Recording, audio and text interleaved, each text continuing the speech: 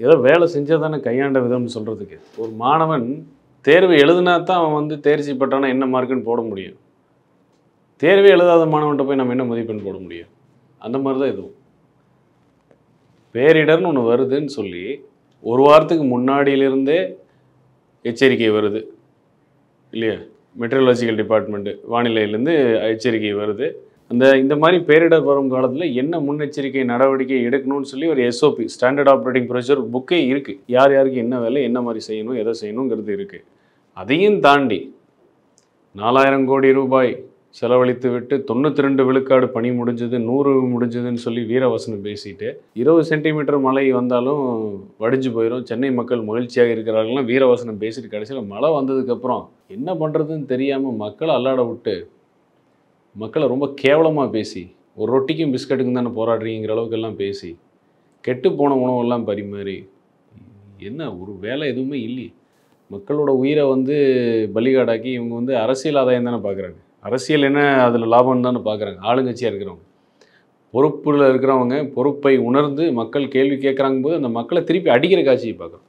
ஒரு எம்எல்ஏ மக்களை அடிக்கிறார், கேள்வி கேட்ட மக்களை திருப்பி அடிக்கிறார். அந்த மாதிரி ஒரு கேவலம் அவ்வளோலாம் நடந்திருக்கு அப்படின்னா அப்புறம் அவங்களுக்கு போய் என்ன மதிப்பீடு போடும். நிறைய இன்சிடென்ட்டோட குறிப்பிட்டு நீங்கள் சொல்கிறீங்க. அதிமுக சார்பாக என்ன பண்ணுச்சு அப்படிங்கிறத வந்து எல்லாருமே கேட்க ஆரம்பிக்கிறாங்க. ஆனால் நம்ம அரசாங்கம் சார்பாக பார்க்கும்போது நாங்கள் வந்து டிஆர்எஃப் வந்து ரெடி பண்ணி வச்சுருந்தோம். அதே மாதிரி நிறைய பள்ளி கல்லூரிகளில் வந்து நாங்கள் எங்கெங்கே தங்க வைக்கணும் அப்படிங்கிற முன்னெச்சரிக்கை நடவடிக்கையை நாங்கள் பண்ணியிருந்தோம் அப்படிங்கிறத தகவலை கொடுத்துட்டே இருக்காங்கல்ல. அந்த மாதிரி எந்த தகவலும் வரல.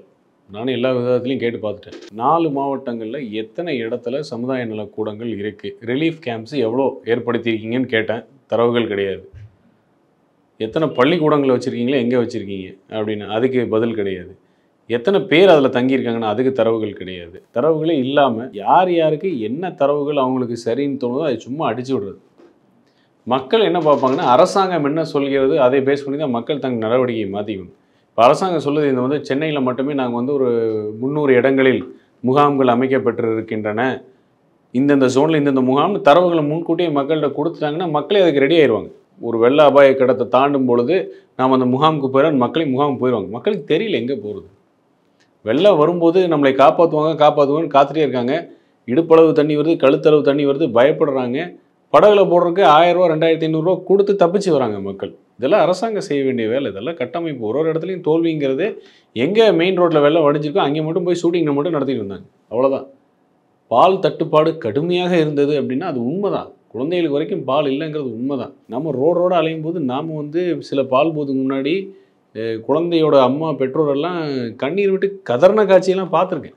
கண் கூட பார்த்துருக்கோம். பேரிடர்னு வரும்பொழுது உடனடியாக எல்லாம் சரி செய்யாது, உடனே பாலாரும் தேனாரும் ஓடாதுங்கிறது எங்களுக்கு தெரியும்.